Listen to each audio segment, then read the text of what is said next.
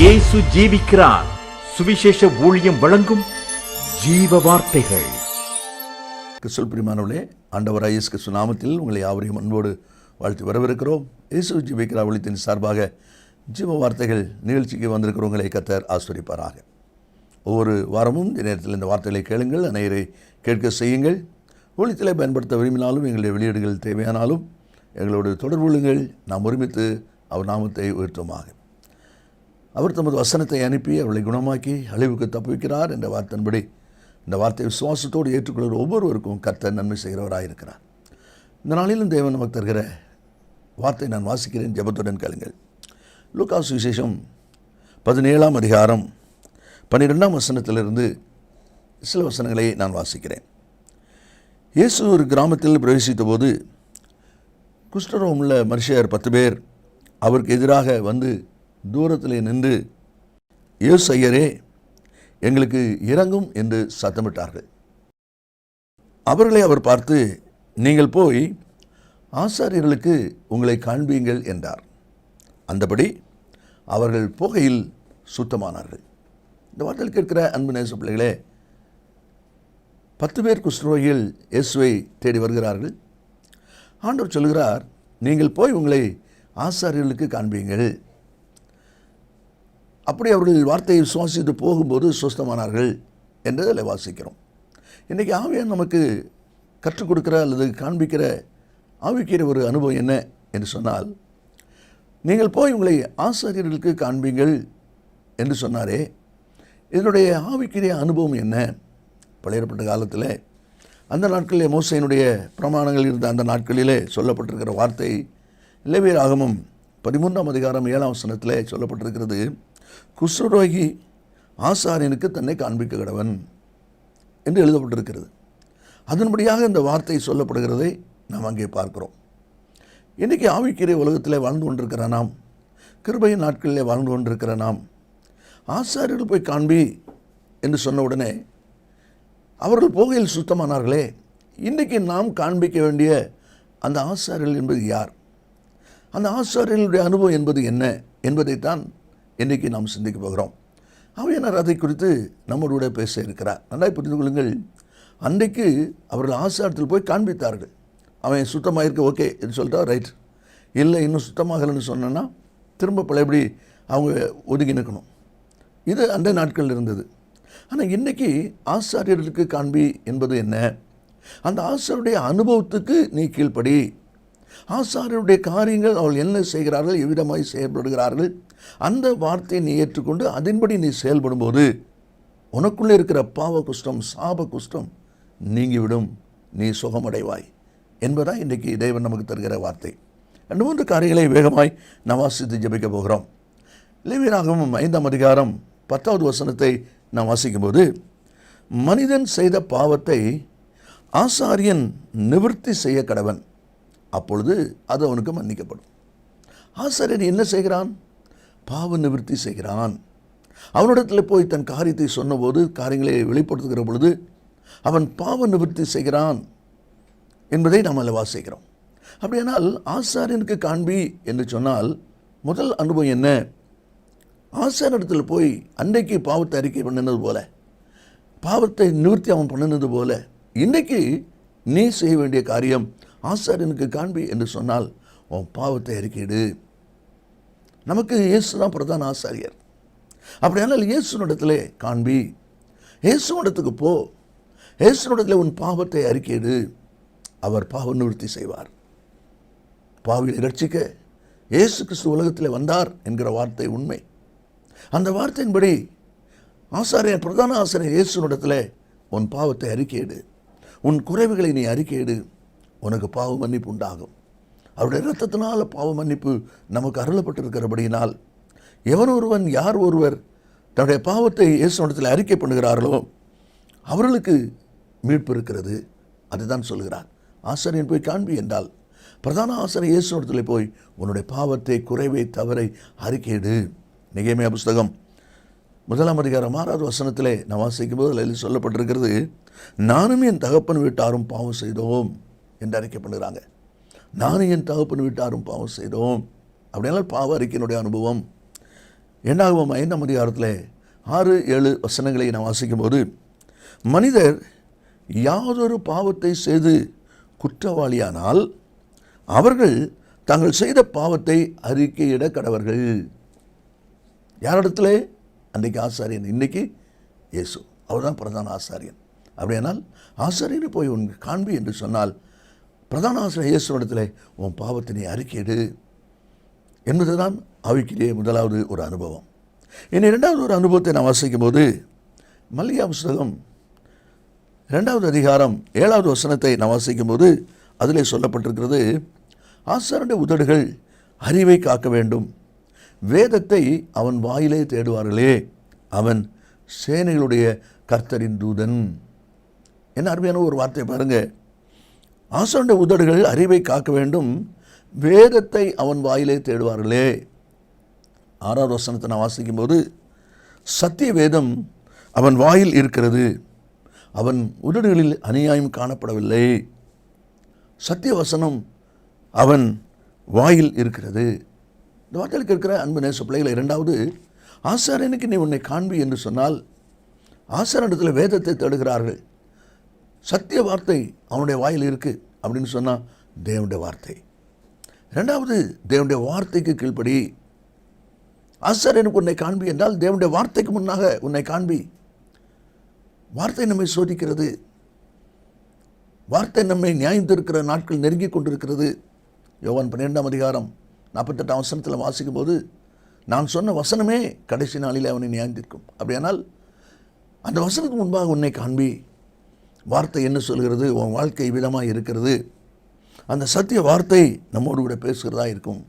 119ஆம் சங்கீதம் 9ஆவது வசனத்தை வாசிக்கும் போது, வாலிபன் தன் வழி எதினால் சுத்தம் பண்ணுவான், உம்முடைய வசனத்தின்படி தன்னை காத்து கொள்கிறதுனால்தானே. வார்த்தைக்கு நேராக, வசனத்துக்கு நேராக உன்னை நீ காண்பி என்று தான் ஆண்டுடைய வார்த்தை சொல்வதை நாம் அதில் பார்க்கிறோம். யோவான் 5ஆவது அதிகாரம் 39ஆவது வசனத்தை வாசிக்கும் போது, வேத வசனங்களை ஆராய்ந்து பாருங்கள், அவைகளால் உங்களுக்கு நித்திய ஜீவன் உண்டு. நாம் விரும்புகிற, எதிர்பார்க்கிற அந்த நித்திய ஜீவன் தேவனுடைய வார்த்தையில் இருக்குது. அப்படியாலும் தேவனுடைய வார்த்தைக்கு முன்பாக உன்னை காண்பி. அந்த வார்த்தை உன்னிடத்தில் இருக்கிற குறைவை, சீர்பட வேண்டிய காரியங்களை அது உனக்கு போதிக்கும். 37ஆம் சங்கீதம் 31ஆம் வசனத்தில், தேவன் அருளிய வேதம் அவன் இருதயத்தில் இருக்கிறபடியால் அவன் நடைகளில் ஒன்றும் பிசகுவதில்லை. வாழ்க்கையில் பிசகுதல் வராது, சறுக்குதல் வராது. எப்பொழுது? தேவனுடைய வார்த்தையின்படி நடக்கும்போது. அதைத்தான் சொல்லப்பட்டிருக்கு, வார்த்தைக்கு உன்னை காண்பி. யோவான் 17:12 ஆண்டவர் செய்த அந்த ஜெபத்திலே நான் பார்க்கிறோம், உம்முடைய சத்தியத்தினாலே அவர்களை பரிசுத்தமாக்கும், உம்முடைய வசனமே சத்தியம். என்ன அருமையான வார்த்தை. நீ போய் ஆசாரியனை காண்பி என்றால் தேவனுடைய வார்த்தைக்கு முன்பாக உன்னை காண்பி. அந்த வார்த்தை உன்னிடத்தில் பேசும். உன் குறைவுகளை அது காண்பிக்கும். நீ செய்ய வேண்டிய காரியங்களை அது கற்றுக் கொடுக்கும். இனி மூன்றாவது ஒரு அனுபவமாக, ஆசாரியனுக்கு உன்னை காண்பி என்று சொன்னால் செய்ய வேண்டிய காரியம் என்ன? நெகேமியா புஸ்தகம் 3ஆவது அதிகாரம் 28ஆவது வசனத்தை நான் வாசிக்கும் போது, ஆசாரியர்கள் பழுது பார்த்து கட்டினார்கள் என்று வாசிக்கிறோம். அநேகர் அந்த அதிகாரத்தில் நீங்கள் பார்க்கலாம், பழுது பார்த்து கட்டினார்கள், பழுது பார்த்து கட்டினார்கள்னு வரும். ஆசாரியர்கள் பழுது பார்த்து கட்டுகிறார்கள். அப்போ ஆசாரியன் செய்கிற மூன்றாவது ஒரு அனுபவம் என்ன? அவன் பழுது பார்க்கிறவன். அப்படியானால் மூன்றாவது அனுபவம், ஆசாரியனுக்கு உன்னை காண்பி என்றால் உன்னை பழுதுபார். உன் வாழ்க்கையில் எங்கே பழுது இருக்கிறது? எது நிமித்தம் பழுது உண்டாகிறது? எந்த காரியத்தினாலே பழுதடைந்திருக்கிறாய்? அந்த பழுதடைந்தால் அதை நீக்க வேண்டியது அவசியம் அல்லவா? அந்த பழுதோடு விட பழுதாக எப்படி நாம் செயல்பட முடியும்? பழுது என்று ஒன்று தெரிந்துவிட்டால், தவறு என்று தெரிந்துவிட்டால், குறைவு என்று தெரிந்துவிட்டால் அதை உடனடியாக நம்மை மாற்றி ஆக வேண்டுமே, பழுது நீக்கப்பட வேண்டுமே. ஆசாரியன் அதான் செய்தான், பழுது பார்த்து கட்டினான். அப்படியானால் உன் வாழ்க்கையில் பழுது ஏற்படுகிற இடத்தை நீ கவனி, இடத்தை நீ பார். அதான் சொல்லப்பட்டிருக்கு. உன்னத பாட்டு 4:7 வாசிக்கிறோம், உன்னில் பழுதொன்றும் இல்லை. என்ன அருமையான வார்த்தை பாருங்கள். அப்போ தேவனுடைய பிள்ளைகளாக நாம் பழுது இல்லாத ஒரு வாழ்க்கை செய்யும்படி அழைக்கப்பட்டிருக்கிறோம். ஏதோ ஒரு சந்தர்ப்பம், சூழ்நிலைகள், ஏதோ ஒரு காரியத்தினால் பழுது வருகிறதானால் உடனடியாக அந்த பழுதை நாம் சீர் பண்ண வேண்டும், சரி பண்ண வேண்டும். அதை தான் தேவனுடைய வார்த்தை சொல்கிறது. யோபு தன் வாழ்க்கையில் அவர் சொல்லும் பொழுது 6ஆம் அதிகாரம் 24ஆம் வசனத்திலே, நான் எதிலே தவறினேனோ அதை எனக்கு தெரியப்படுத்துங்கள் என்று சொல்கிறார்.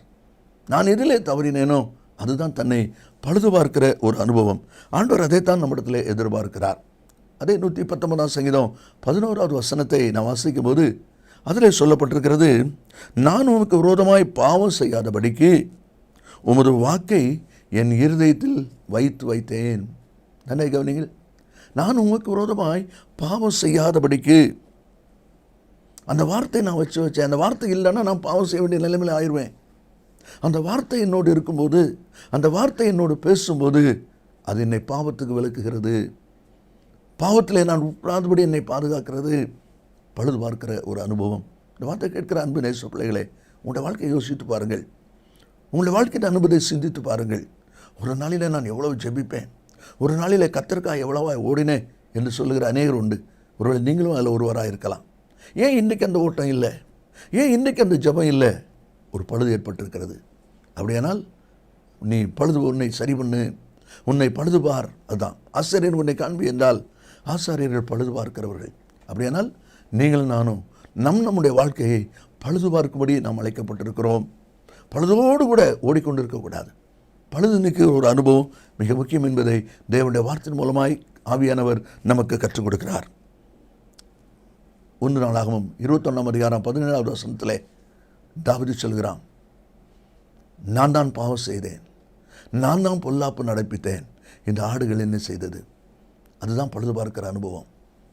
என்னிடத்தில் குறைவு, நான் தான் இதில் குறை செஞ்சுட்டேன், நான் தான் இதில் மீறுதல் செய்துட்டேன், பாவம் செய்துட்டேன். இந்த அனுபவங்களுக்கு இருக்கிறதா? நீங்கள் உங்களை பழுது பார்க்கிறவர் தானா? இன்றைக்கு ஆண்டவர் இதை எதிர்பார்க்கிறார். ஆசாரியனுக்கு போய் உன்னை காண்பி என்று சொல்லும் பொழுது 3வது ஒரு அனுபவத்தை நம்ம அதில் வாசிக்கிறோம். அதில் சொல்லப்பட்டிருக்கிறது தன்னை பழுது பார்க்கிற ஒரு அனுபவம். இந்த வார்த்தையின்படி நாம் இன்றைக்கு எவ்விதமாய் செயல்பட்டு கொண்டிருக்கிறோம் என்பதை யோசித்து பாருங்கள்.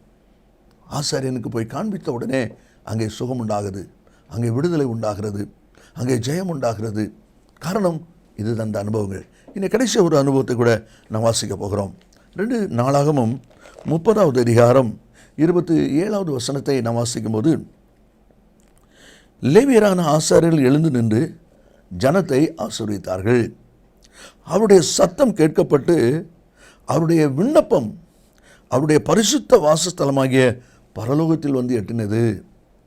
ஆசாருடைய விண்ணப்பம் பரலோகத்தினுடைய வாசல் வந்து எட்டினதான். அப்படின்னா என்னது விண்ணப்பம்? ஜெபம். ஆசாரியர்கள் ஜனங்களுக்காக ஜெபிக்கிறவர்கள். ஆசாரியர் கூடாரத்தில் வந்து ஜனங்கள் நிற்கிறாங்க. அவருடைய காரியம் என்ன என்று சொல்லி கேட்டு ஆசாரியன் உள்ள போய் ஜெபிக்கிறான். கர்த்தர் சொல்லுகிற வார்த்தை கொண்டு வந்து அங்கே சொல்லுகிறான். அப்படியெல்லாம் ஆசாருடைய 4வது ஒரு அனுபவம் என்ன? ஜனங்களுக்காக விண்ணப்பம் பண்ணுகிறவன் அல்லது ஜெபிக்கிறவன். அப்போ 4வது அனுபவம் ஆண்டவர் சொல்லுகிறாரு, நீ போய் உன்னை ஆசாரியனுக்கு காண்பி என்றால், ஆசாரியன் ஜெபிக்கிறானே, நீ போய் ஜெபி. ஒரு பிரச்சனையை சந்திக்கிறியா? ஒரு போராட்டத்தை சந்திருக்கீங்களா? ஒரு பிரச்சனை நீங்கள் எதிர்கொள்கிறீங்களா? உங்களை வேதனைப்படுத்துகிற ஒரு காரியத்தை நீங்கள் சந்திக்க வேண்டியது இருக்குதா? ஜெபம் பண்ணுங்க, முழங்கால் படியிடுங்க. பிரதான ஆசாரியன் இயேசுவினிடத்தில் உங்களுடைய காரியத்தை சொல்லுங்கள். அதுதான் தேவனுடைய வார்த்தையில் நாம் வாசிக்கிறோம். ஜெபிக்கிற ஒரு அனுபவம். ஆசாரியன் ஜனங்களுக்காக விண்ணப்பித்தான் என்று சொல்லி நாம் அதில் பார்க்கிறோம். சவுல் சந்திக்கப்பட்ட பொழுது அப்போஸ்தலர் 9வது அதிகாரத்தில் 11வது வசனத்தை நான் வாசிக்கும் போது ஆண்டவர் சொல்லுகிறார் அநேகட்ட, அவன் எப்பொழுது ஜெபம் பண்ணுகிறான், அவன் எப்பொழுது ஜெபம் பண்ணுகிறான், தன் காரியத்தை வைக்கிறான். அதுதான் அவருடைய அனுபவம். இன்றைக்கு ஆண்டவர் அதைத்தான் நம்மிடத்தில் எதிர்பார்க்கிறார். பவுல் பிலிப்பின் நிருபத்துக்கு எழுதும்போது 4வது அதிகாரம் 6வது வசனத்தில் அவர் எழுதுகிறார், நீங்கள் உங்கள் விண்ணப்பங்களை ஸ்தோத்திரத்தோடு கூடிய ஜெபத்தினாலும் வேண்டுதலினாலும் தேவனுக்கு தெரியப்படுத்துங்கள். அருமையான கர்த்தருடைய பிள்ளைகளே, அன்றைக்கு குஷ்ரோகிகள் 10 பேர் ஐயரே என்று சொல்லி வந்தாங்க. ஆண்டவர் சொன்னார், போய் உன் ஆசாரியன் காண்பி. போகையிலே சுத்தமானார்கள். இன்றைக்கி பிரதான ஆசிரியர் இயேசுவிடத்திலே நாம் காண்பிக்கும்படி அழைக்கப்படுகிறோம். ஆசிரியன் காண்பி என்று சொன்னால் என்ன? 4 அனுபவங்கள். முதலாவது, அவன் பாவ நிவர்த்தி செய்கிறவனாக இருக்கிறான். அப்படியானால் பாவத்தை போய் அவனிடத்தில் அறிக்கையிட்டாங்க. அதே போல் இன்றைக்கு நீ உன்னுடைய பாவத்தை பிரதான ஆசிரியர் இயேசுவிடத்திலே நீ அறிக்கை பண்ணு. 2வது, சத்திய வேதம் அவன் வாயில் இருக்குது. அவனுடைய வாயில் வேதத்தை தேடுவார்கள். அப்படியானால் தேவனுடைய வார்த்தைக்கு கீழ்ப்படி, வார்த்தையின்படி நீ நடந்து கொள். அதே போல் 3வது ஒரு அனுபவத்தை பார்க்குறோம். அவன் பழுது பார்த்து கட்டுறவன். உன் வாழ்க்கையை பழுது பார், சீர் பண்ணு என்று கர்த்தர் சொல்கிறார். கடைசியாக ஜெபம், கர்த்தருக்கு தெரியப்படுத்து. அப்படி நீ செய்யும்போது போகையில் சுத்தமானார்கள், நீங்களும் சுத்தமாவீர்கள். இயேசு அந்த சுகத்தை கொடுக்க ஆயத்தமாக இருக்கிறார். நாம் ஜெபிப்போமா? இயேசு சீக்கிரம் வரப்போகிறார். நல்ல பிதாவே, உமக்கு நன்றி சொல்கிறோம். உம்முடைய வார்த்தை ஆம் என்று மாமேன் என்று இருப்பதற்காக ஸ்தோத்திரம். இந்த வார்த்தை கேட்கிற ஒவ்வொருவரும் பிரதான ஆசிரியர் உம்மிடத்தில் தங்களை அர்ப்பணித்து நன்மை சுதந்திரித்துக் கொள்ள கர்த்தர் உதவி செய்வீராக. கர்த்தர் இயேசுவின் நாமத்தில் பிதாவே, ஆமென், ஆமென். கர்த்தர் உங்களை ஆசீர்வதிப்பாராக. ஆமென். கிறிஸ்துவில் அன்பு நேச பிள்ளைகளே, ஏற்கனவே நான் அறிவித்தபடி அந்த நகோமி என்கிற புஸ்தகம் இப்பொழுது நம்முடைய கரங்களில் ஆயத்தமாக இருக்கிறது.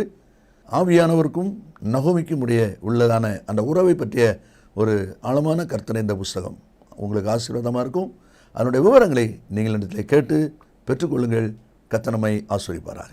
ஆமென். மேலும் விவரங்களுக்கும் உங்கள் ஜெப தேவைகளுக்கும் நீங்கள் எங்களோடு தொடர்பு கொள்ள வேண்டிய முகவரி ஜீசஸ் லிவ்ஸ் காஸ்பல் மினிஸ்ட்ரீஸ், சகோதரர் John M Jeyaraj, 123A Dohnavur road, Mavadi, Nellai மாவட்டம், தென்னிந்தியா 627107. செல்போன் 9443113292.